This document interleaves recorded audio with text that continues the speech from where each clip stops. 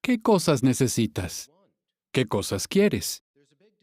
Hay una gran diferencia entre lo que es estrictamente necesario y lo que nos gustaría tener porque nos haría la vida más fácil, aunque tal vez no sea tan necesario. En 1956, un columnista de un periódico comentó algo interesante. Calculó que 100 años atrás, en 1856, la gente tenía en la lista de deseos 72 cosas, de las cuales solo 16 eran necesarias. Y en aquella época los publicistas anunciaban unos 200 artículos. Pero para 1956, la lista había aumentado a 474 artículos, de los cuales solo 94 se consideraban necesarios. Para ese año ya se publicitaban unos 32,000 artículos. El columnista llegó a la siguiente conclusión. La gente no necesita muchas cosas, pero la lista de deseos es infinita. Si hiciéramos un cálculo parecido hoy en día, estoy seguro de que la cifra sería mucho mayor. El mundo comercial nos bombardea constantemente, no solo para que compremos artículos, sino para que consideremos necesarias cosas que en realidad no lo son. Para no caer en el materialismo, hay que tener clara la diferencia entre lo que necesitamos y lo que queremos. Y agradecemos los constantes recordatorios que recibimos del esclavo fiel y discreto, pues nos ayudan a tener la actitud correcta hacia las cosas materiales. Por ejemplo, el texto de hoy aparecía en un artículo que llevaba un título muy directo: Busquemos el reino, no las cosas materiales. El texto temático era Lucas 12:31, que dice: Busquen continuamente el reino de Él y estas cosas les serán añadidas. Es imprescindible que tengamos fe en esas palabras. Debemos confiar plenamente en que Jehová nos va a proveer lo que necesitamos en sentido físico, siempre y cuando el servicio a Él sea lo más importante en nuestra vida. En este artículo había una definición bastante sencilla del materialismo en el párrafo 3. No decía que el materialismo sea tener mucho dinero en el banco, una casa grande o un auto de lujo. Decía que el materialismo es preocuparse por las cosas materiales en vez de las espirituales. Así que tiene mucho que ver con nuestros pensamientos y deseos.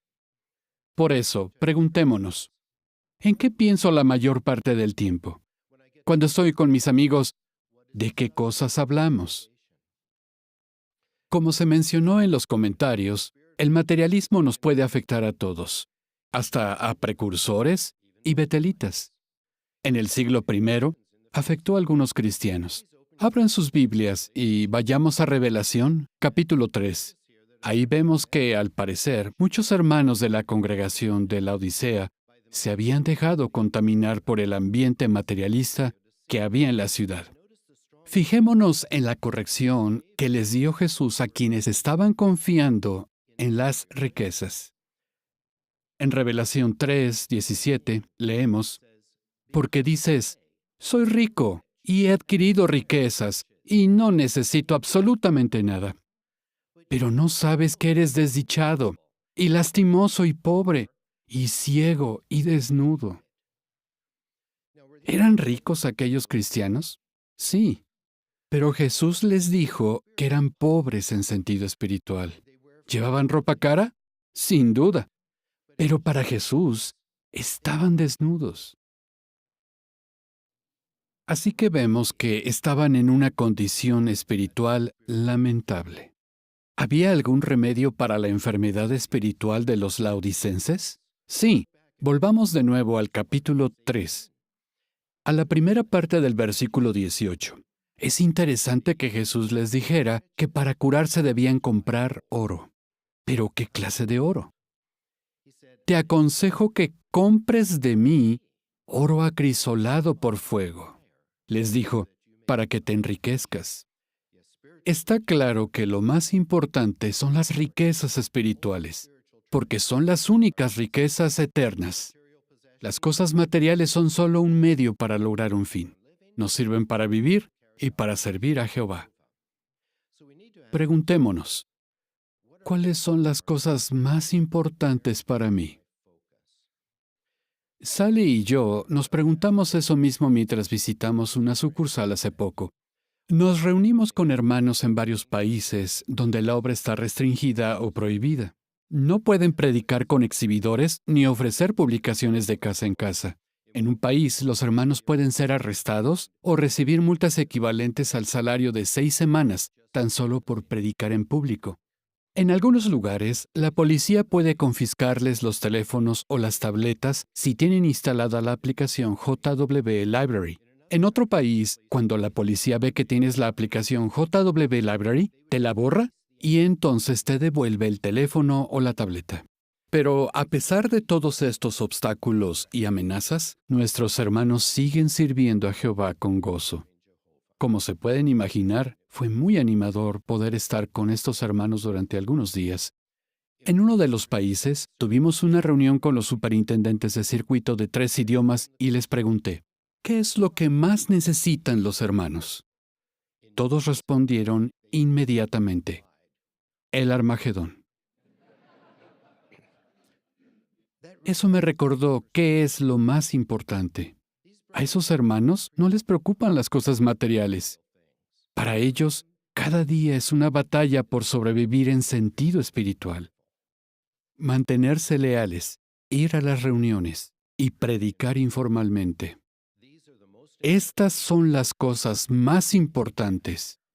Así que lo que nos recuerda Proverbios 11:4 es muy cierto. Las cosas valiosas no serán de ningún provecho en el día del furor, pero la justicia misma librará de la muerte. Puede que les tengamos cariño a algunas cosas, que las valoremos mucho, tal vez algo que hayamos heredado.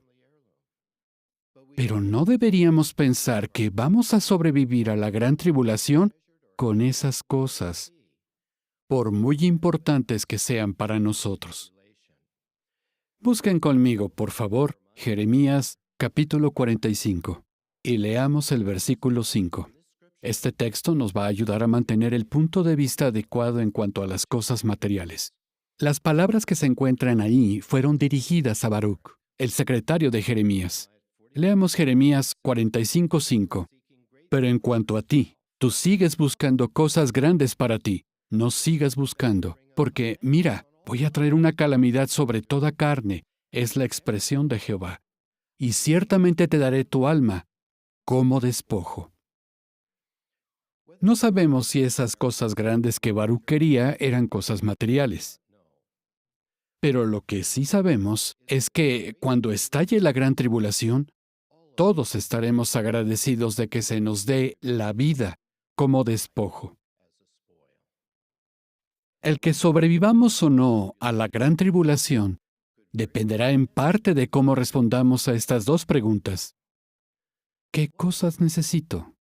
¿Qué cosas quiero?